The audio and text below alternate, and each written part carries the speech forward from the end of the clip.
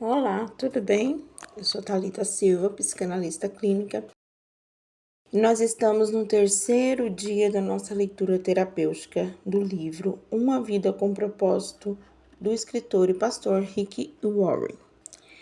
E hoje nós estamos no terceiro dia. E o tema que nós vamos ter é: o que dirige a nossa vida? Percebi o que faz os homens correr atrás do sucesso é a inveja. Eclesiastes 4:4. O homem sem propósito é como um barco sem leme, um vira-lata, um nada, um ninguém. Thomas Carlyle. A vida de todo indivíduo é dirigida por algo. A maioria dos dicionários define o verbo dirigir como guiar, controlar e direcionar. Se você está dirigindo um carro, batendo um prego ou chutando uma bola, estará naquele momento guiando, controlando e direcionando. Que força motriz dirige sua vida?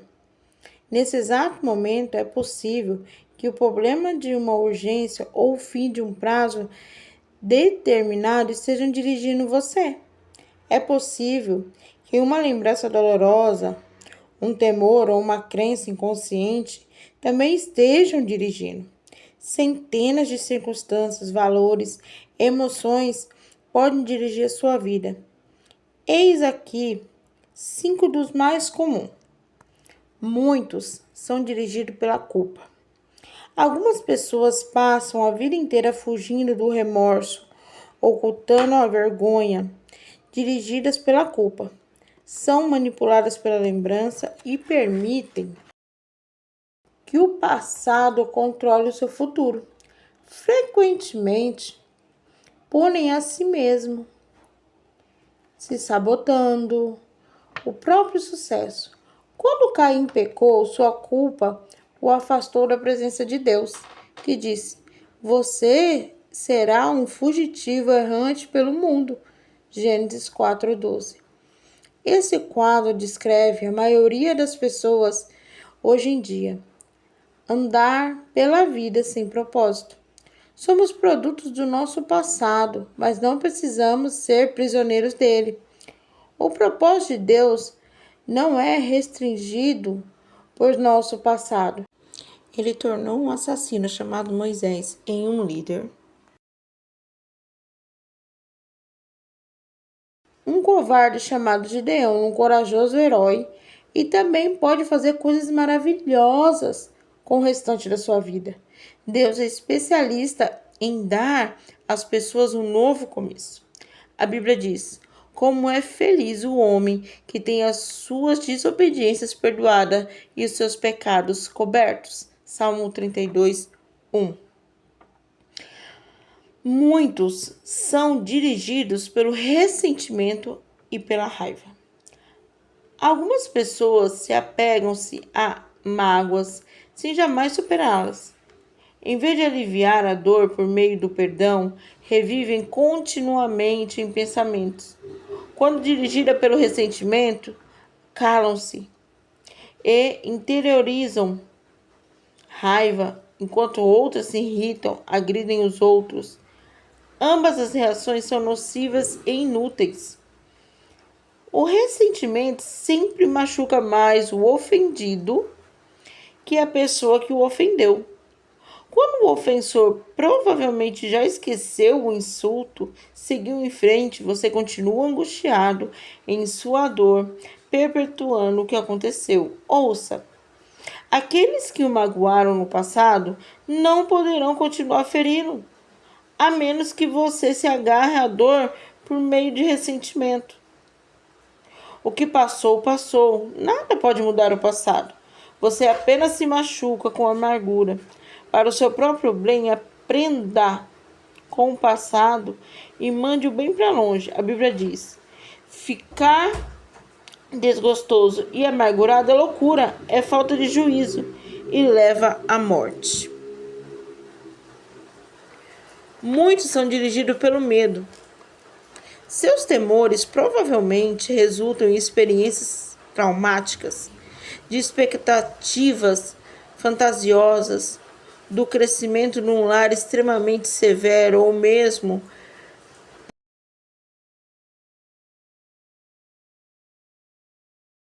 predisposição genética.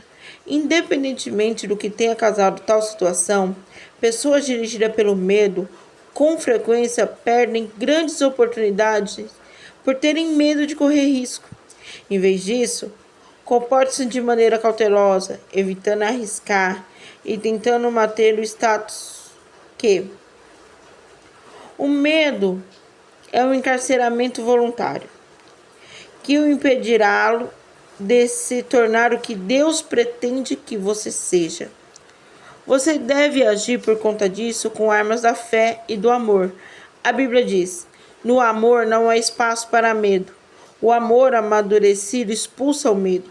Considerando que o medo causa uma vida vacilante, cheia de temores, medo da morte, medo do julgamento, podemos dizer que quem tem medo não está completamente aperfeiçoado no amor. 1 João 4:18. Muitos são dirigidos pelo materialismo. O desejo de adquiri-lo é o único objetivo da sua vida. O impulso sempre querer mais se baseia na concepção equivocada de possuir mais. Me tornará feliz. Mais importante, ou mais protegido, contudo, são 3 expectativas falsas.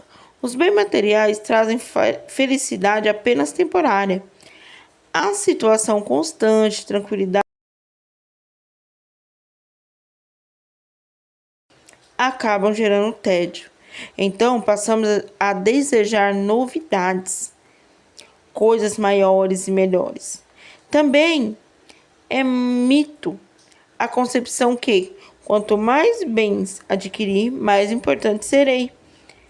Autoestima e riquezas materiais não são sinônimos. Nosso valor não é determinado por nossas posses. E Deus deixa claro que as coisas mais valiosas da vida não são os bens materiais. O mito mais comum a respeito do dinheiro é de que quanto mais dinheiro tem, mais protegido está. Isso não é verdade. Riqueza podem ser perdidas num piscar de olhos por uma quantidade considerada de fatores que fogem do nosso controle. A verdadeira segurança só pode ser encontrada naquilo que jamais poderá ser tomado de você, seu relacionamento com Deus. Muitos são dirigidos pela necessidade de aprovação. Algumas pessoas permitem que as expectativas alheias de pais, cônjuges, filhos, professores ou amigos controlem sua vida. Muitos adultos ainda tentam ganhar a aprovação de pais que nunca estão satisfeitos. Outros são dirigidos pela pressão social do grupo que pertencem, sempre preocupados com o que os outros podem pensar. Infelizmente, os que seguem a multidão quase sempre acabam perdidos nela. Não conheço todas as chaves do sucesso, mas uma chave para o fracasso é tentar satisfazer os outros. Ser controlado pela opinião dos outros é a forma segura de jamais atingir o propósito de Deus para a sua vida. Disse Jesus: ninguém pode servir a 2 senhores. Mateus 6:24. Outras influências ainda podem dirigir sua vida, mas todas levam ao mesmo impasse. Potencial não aproveitado, estresse desnecessário, uma vida não realizada. Essa jornada de 40 dias, como ter uma vida dirigida por propósito, uma vida guiada, controlada, direcionada pelo propósito de Deus, nada é mais importante que conhecer os propósitos de Deus para a sua vida. E nada pode compensar o prejuízo de não os conhecer. Nem o sucesso, nem riqueza, nem fama, nem prazeres. Sem um propósito de vida, a vida não passa de um movimento sem sentido, uma atividade sem direção, uma série de acontecimentos sem motivos. Sem um propósito de vida, é banal, mesquinha, inútil. As vantagens de uma vida dirigida por propósitos. Há 5 grandes vantagens em se viver com uma vida com um propósito. Conhecer o propósito de vida faz com que ela tenha sentido. Fomos feitos para alcançar algum significado na vida. Por isso, tantas pessoas recorrem a métodos questionáveis, como a astrologia, a psicologia, para descobri-la. Quando a vida faz sentido, você pode suportar quase tudo. Do contrário, ela se tornará insuportável. Um jovem na casa dos 20 anos escreveu: Sinto-me um fracassado, pois luto para me tornar algo que nem ao menos sei o que. Tudo que sei fazer é sobreviver. Se um dia eu descobrir o meu propósito, aí sim começarei a viver. Sem Deus, a vida não tem propósito. Sem um propósito, a vida não faz sentido. Sem o sentido, a vida não tem relevância nem esperança. Na Bíblia, diversas pessoas expressaram sua falta de esperança. Isaías queixou-se: Tenho me afadigado sem qualquer propósito. Tenho gastado as minhas forças em vão por nada. Isaías 49:4. Jó disse: Meus dias são vazios de esperança. Detesto a vida e não quero mais viver. Deixe-me em paz, pois minha vida não vale nada. Jó 7:16. A maior de todas as tragédias não é a morte, mas a falta de propósito na vida. A esperança é tão essencial para a vida quanto o ar e a água. É preciso esperança para lutar. Dr. Beniel descobriu que podia prever quais dos pacientes com câncer apresentariam melhoras. Ao perguntar: Você quer viver até 100 anos de idade? Os que tinham profunda noção de propósito de vida respondiam que sim. Eram aqueles com maior probabilidade de sobrevivência. A esperança é o resultado de ter um propósito. Se você tem um sentido sem esperança, não desista. Mudanças maravilhosas acontecerão na sua vida quando você começar a viver com o propósito. Deus diz: Sei os planos que tenho para vocês. Planos para o bem, não para causar aflição, mas lhe darei esperança para um futuro promissor. Jeremias 29:11.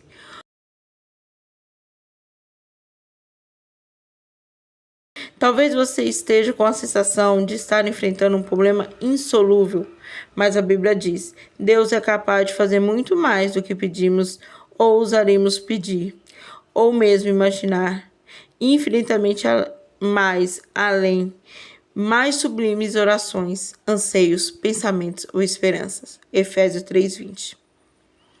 Conhecer o seu propósito simplifica a vida. Ele define o que você faz ou não faz. O propósito é um padrão pelo qual você avalia suas ações. Para saber quais são as suas essenciais e as que não são, basta perguntar: essa ação me ajudará a cumprir o meu propósito de Deus para a minha vida? Sem um propósito claro, ficamos sem alicerce para aprofundar nas decisões. Dividimos o nosso tempo em empregar os recursos. A tendência será tomar decisões com base nas circunstâncias, nas pressões, no momento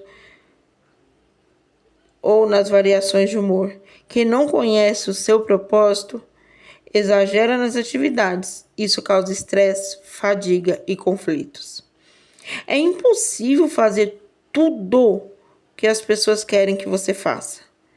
O seu tempo é suficiente apenas para fazer a vontade de Deus. Se você não consegue realizá-la por completo, significa que você está tentando fazer mais do que Deus pretendia que fizesse.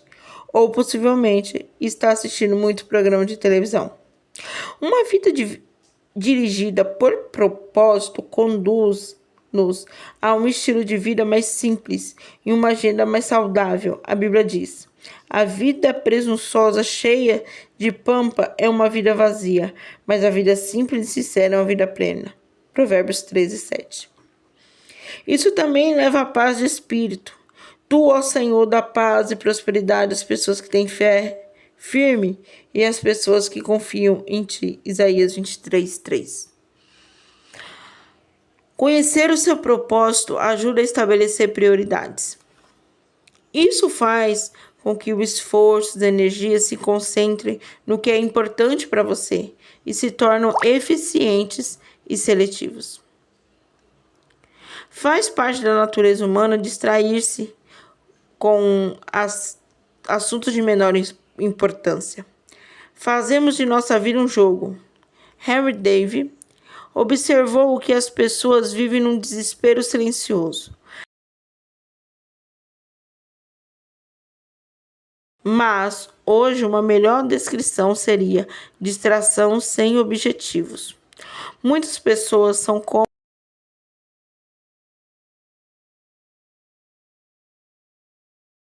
giroscópio, rodopiando num ritmo frenético, sem jamais chegar a lugar nenhum.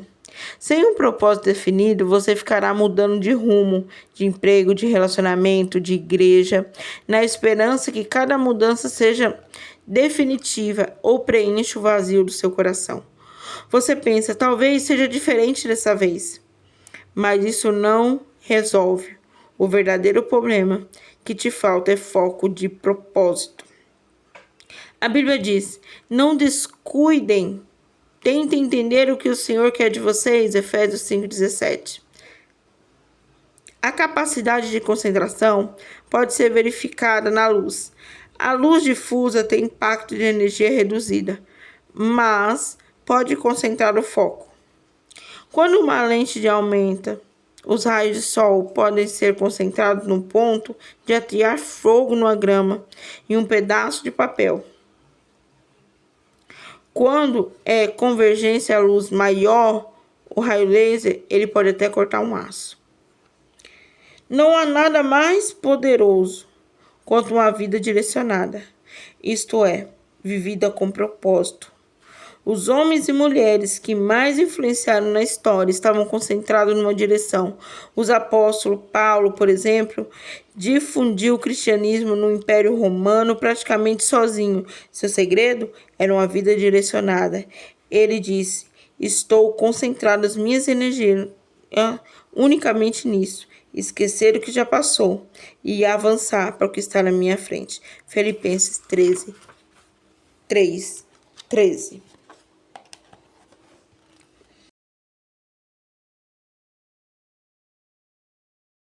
Se você quer que a sua vida cause impacto, dê uma direção. Pare de andar em círculos. Pare de tentar fazer de tudo. Faça menos. Elimine até mesmo as boas atividades, concentrando apenas naquilo que for mais importante. Jamais confunda atividades com produtividade. Você pode estar ocupado sem ter um propósito. Mas para quê? Paulo disse: assim, os interessados em tudo em que Deus tem para nós devem manter focados no alvo. Filipenses 3,15. Conhecer o propósito traz motivação. O propósito sempre produz entusiasmo. Nada mais estimulante do que um propósito claro. No entanto, a paixão se esvai quando falta propósito. Até mesmo levantar-se da cama se torna um fardo. Normalmente é trabalho sem sentido que nos esgota, consome nossas forças e nos rouba o prazer. Não o excesso de trabalho. George Bernard escreveu. Esta é a verdadeira alegria da vida, ser usado para um propósito reconhecido por você como grandioso. Ser uma força da natureza, em vez do amontoado inconstante e egoísta de ressentimento e lamentações, sempre reclamando que o mundo não se esforça para torná-lo feliz. Conhecer o seu propósito irá prepará-lo para a eternidade. Muita gente passa na vida tentando criar um legado. Tais pessoas querem ser lembradas depois que partirem. Entretanto, o que ultimamente a análise mais importante não é o que os outros dizem sobre a sua vida, mas sim o que Deus diz. O que as pessoas não percebem é que todas as realizações acabam sendo superadas. Recordes são quebrados, reputação não subsiste, homenagens são esquecidas. Na faculdade, a meta de James Dobson era ser campeão de tênis na instituição. Ele se sentiu orgulhoso quando viu uma taça exposta no local de destaque na sala de troféus. Anos mais tarde, alguém lhe enviou o troféu pelo correio. Eles haviam achado numa lata de lixo durante a reforma da escola. Jamie disse: um dia, todos os seus troféus serão jogados no lixo por alguém. Viver para criar um legado é o objetivo sem perspectiva. Uma utilização mais sábia do seu tempo é construir um legado eterno. Você não foi posto neste mundo para ser lembrado, você foi colocado aqui a fim de se preparar para a eternidade. Chegará um dia em que você estará diante de Deus e Ele fará uma auditoria em sua vida, um exame final antes que ingresse na eternidade. A Bíblia diz: lembre-se cada um de nós e compadecerá diante do tribunal de Deus. Sim, cada um de nós terá que prestar conta de si mesmo a Deus. Romanos 14:10. Infelizmente, Deus quer que passemos no teste. Por isso, nos deu perguntas antecipadas. Pela Bíblia, entendemos que Deus fará duas perguntas fundamentais. Primeira, o que você fez com meu filho Jesus Cristo? Deus não irá perguntar sobre a formação religiosa, visão doutrinária. O único ponto importante será: você aceitou o que Jesus fez por você? Aprendeu a amá-lo e confiar nele? Jesus disse: eu sou o caminho, a verdade e a vida. Ninguém vê o Pai a não ser por mim. Segunda, o que você fez com o que eu te dei? Isto é o que você faz na sua vida. Dádiva, talento, oportunidade, energia, relacionamento, recurso, enfim. Tudo que Deus deu a você, gastou com você mesmo e fez o uso deles para o propósito que Deus tinha para você? Prepará-lo para essas duas perguntas é o objetivo deste livro. A primeira irá determinar onde você passará a eternidade. A segunda determinará o que você fará na eternidade. Ao terminar esse livro, você estará pronto para responder essas duas perguntas. Pensando sobre o meu propósito. Tema para reflexão. Viver com propósito é o caminho para a paz. Versículo para memorizar. Tu, ó Senhor, dá paz e prosperidade às pessoas que têm uma fé firme, às pessoas que confiam em Ti. 26:3. Pergunta para meditar. Na opinião da minha família e dos meus amigos, o que dirige a minha vida? E qual eu desejo que seja?